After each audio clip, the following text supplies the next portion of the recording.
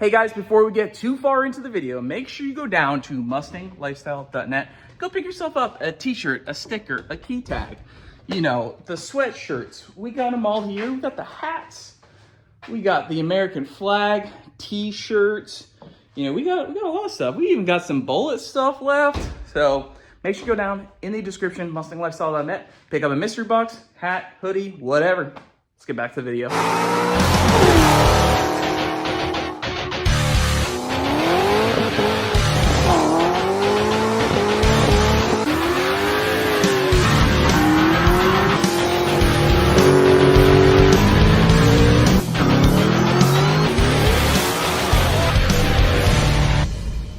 What is going on, guys? We're back with the Coyote swapped 10-speed Marauder with a GT500 supercharger.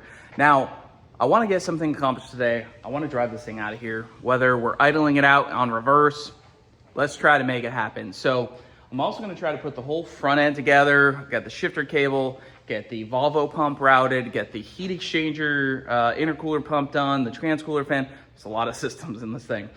Let's see if we can make it happen. Also, the YouTube algorithm has been killing these videos, and not in a good way. Not a lot of views, and I think this thing's super cool. Maybe I'm wrong, maybe it's not cool, but if you guys think it's cool, just go ahead and drop a like. It's gonna help get the video out to the algorithm on YouTube, which I posted the other day on it too, on Facebook, and I was like, is anybody seeing this video? And a bunch of you guys were like, yeah, we didn't even get it on our subscription page. So help me out, hit the like button. Let's hop into the video and hopefully drive this thing out, maybe wash it off. I can't wait to see this thing cleaned up and looking fresh. All right, lay off the brake. All the way.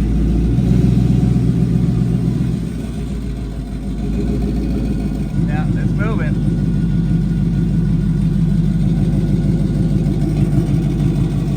All right, so just put it in drive, and it does move the drive shaft, reverse and drive. We were checking the fluid, doing the best to get it up to temp. It's not the best on the lift, but we're now between 4 and 5 on the stick, which I believe is correct. But the converter makes some weird noise.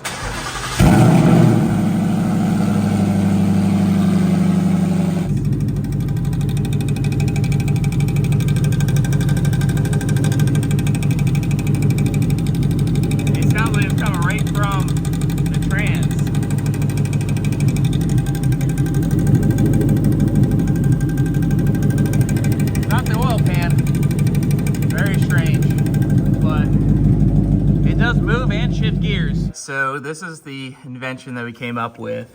This is the stock 1080 bracket. I trimmed this piece off. That's bolted to this transcooler line. I might have to secure this in another way so it can't pivot backwards. And then we welded that to a rod end, which has adjustment, which is cool. This is the stock piece. I have a one that's taking forever to come in from Fat Fender Garage. I've been waiting for like 2 weeks for it, but it's supposed to have a hole there, so that way we can do it. But right now we have the vice grip just holding this rod end on. So see right here, we can adjust this rod end for whatever we need. All right, try reverse. Yep, that's good. Neutral. Yep, drive. Yep, sport mode. Perfect. And back to park.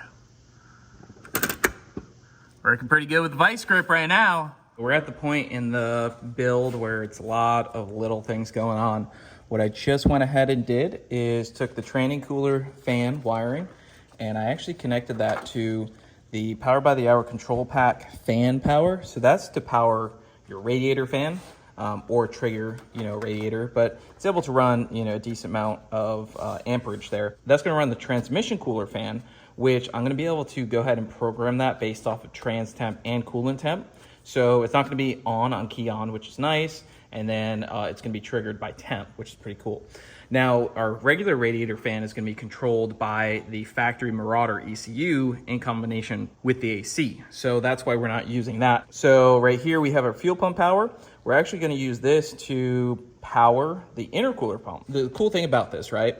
So this is a little relay box, it has fuses and relays. So rather than running a whole other relay system, we can use these two things, which we have basically used them another way. run this right to the intercooler pump, and we'll have intercooler pump running basically whenever the fuel pump would be running, which is all the time that the engine's running. So pretty cool way to do that, and less additional relays added in here. Now for the Volvo pump, we actually got this started as well. We got high pressure 6AN PTFE. I also got some AN power steering connects. So I got little, those are already on. They're O-ring factory style connect with a little plate that sandwiches it into the power steering rack. And what we're gonna do is AN PTFE high pressure for the high pressure out. That's gonna go right from the pump to the rack. And then from the rack, we also got a 90-degree AN to barb. So the low pressure return, it's not high pressure, so we don't need to run an AN line. And this makes it easy because now I can link in the factory power steering cooler, which is part of the radiator, and that's gonna return to the low pressure on the power steering pump. And then power steering's done. It's really that simple. There's 2 lines, you can hook in a cooler, it's a good idea.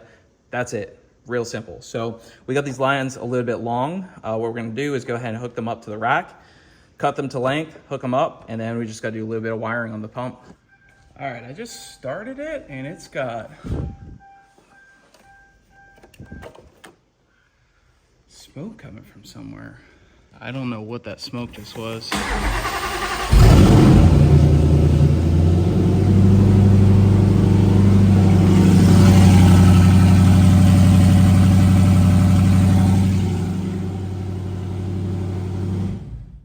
I think the stupidest thing I've ever seen just happened.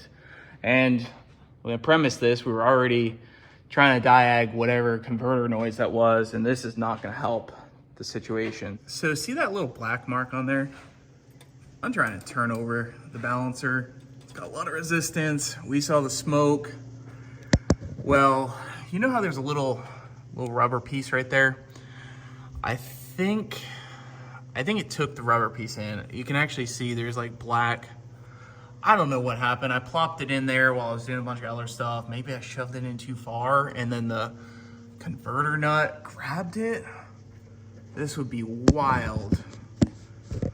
I put the borescope in there and I couldn't see it, so I'm gonna pull the starter off so I can at least see from the starter side.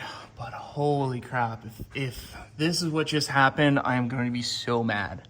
I mean, I already was thinking that I might have to pull the trans out given that there's some sort of problem in here, but this is not going to help the situation. Oh my God. It smells like a freaking burnout, dude. Well, the good news is the smoke and the burning, it's not really going to hurt anything. And it looks like I got most of the chunks right there. Clean some rubber out. I'm pretty sure everything's okay. There's gonna be little rubber specks, you know, inside the trans, but I used the borescope to take a look inside there. I didn't see anything involving our noise. I checked all 4 converter bolts, nice and tight. Unless for some reason what I'm hearing is the exhaust. I don't know. There is a leak, I think, like right around here. This isn't the forever exhaust, just for right now. But yeah, I don't know. We'll put the starter back in. Should be able to start up and not be smoky. We got our wiring ran. We just kind of ran our 3 different accessories all together. So we have our power steering pump. We're waiting for the pigtail to come in. So we have our trigger, power, ground, and we have a fuse up at the battery. This thing has its own relay, so all it needs is a key on or activation signal. That's good. This is wired to the radiator fan on the control pack, so that should be good to go. And we got the intercooler pump, which is ran to the fuel pump power, and that guy is plugged in as well right there. We're gonna get a nice large clamp to clamp the intercooler pump there. Right now it's just zip tied or a bracket, but we're gonna get that nice in there. We already tested that. That system works. These are just fog lights. Tranny cooler fan. Everything's working pretty good. Now that we don't have rubber in there, we're gonna put it down, start it back up. It should be fine.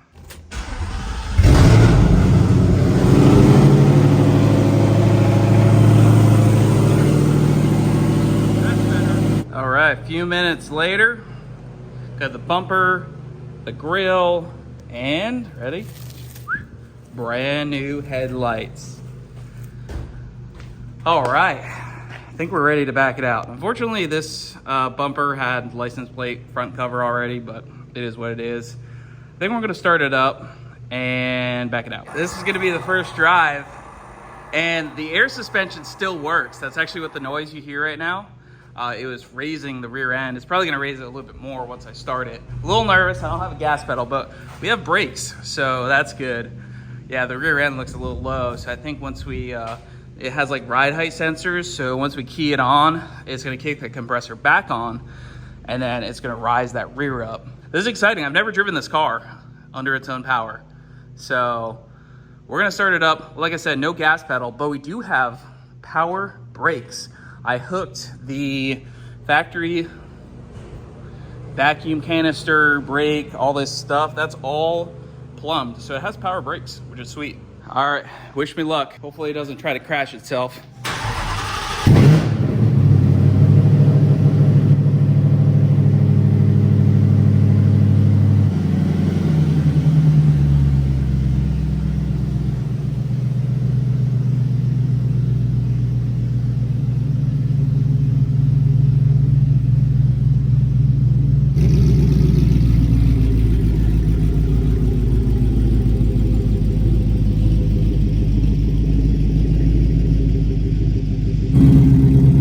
Looks wild outside. I think that noise might actually be an exhaust leak. It moves. Woo! Here's the gas pedal. We gotta mount that. We're driving it. Oh, I just put my foot down for the gas pedal. I forgot. All right.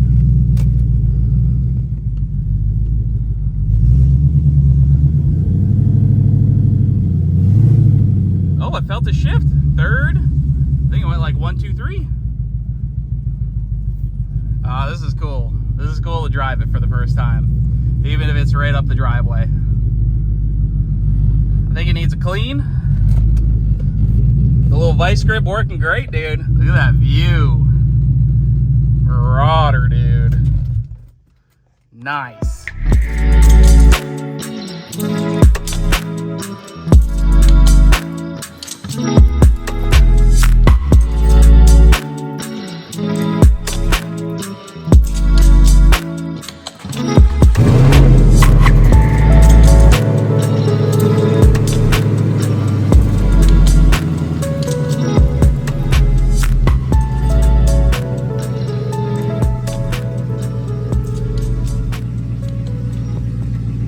This thing looks pretty sick.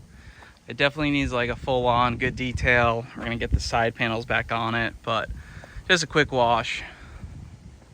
Not perfect. We got to put the wheel back on it, proper wheel.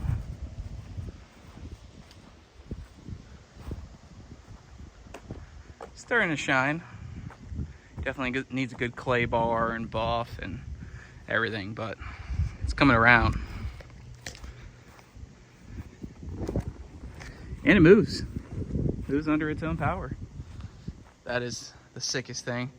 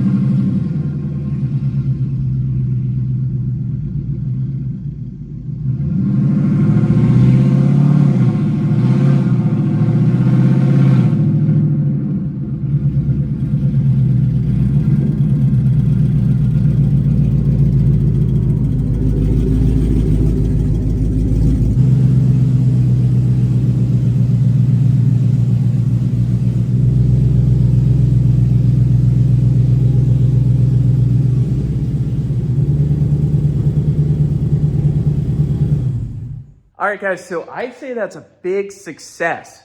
Still got some more work to do. We gotta get the radiator fan, we gotta get the stop gauges working, we gotta get the AC working. We gotta get the rest of the exhaust finished. Obviously, it's open X-pipe, and the X-pipe on here is not great. Like I said, if any of you guys out there has a 1114 X-pipe that is in good shape, let me know, because this one, I'd like to take this off and throw it away, put something nice on here, and build a full nice exhaust. This car, I put a lot of blood, sweat, and tears into it, and to see it drive out of here, at least for the first time, is pretty crazy. Once we get the harness back from Lethal Nate, we'll be able to hook up the RPM and the radiator fan, and it's really gonna move along from there. But just being able to drive this car in and out of the shop is awesome. The paint needs a lot of cleaning up, but it looks pretty decent after a wash. At least it's not dusty anymore, but a good buff, clay bar, and really paint correction. Get the side panels on, this thing's gonna look pretty sweet. So make sure you guys slap the like button down below if you guys want to pick up something on the website, merchandise. We have the mystery box going on until the end of the year.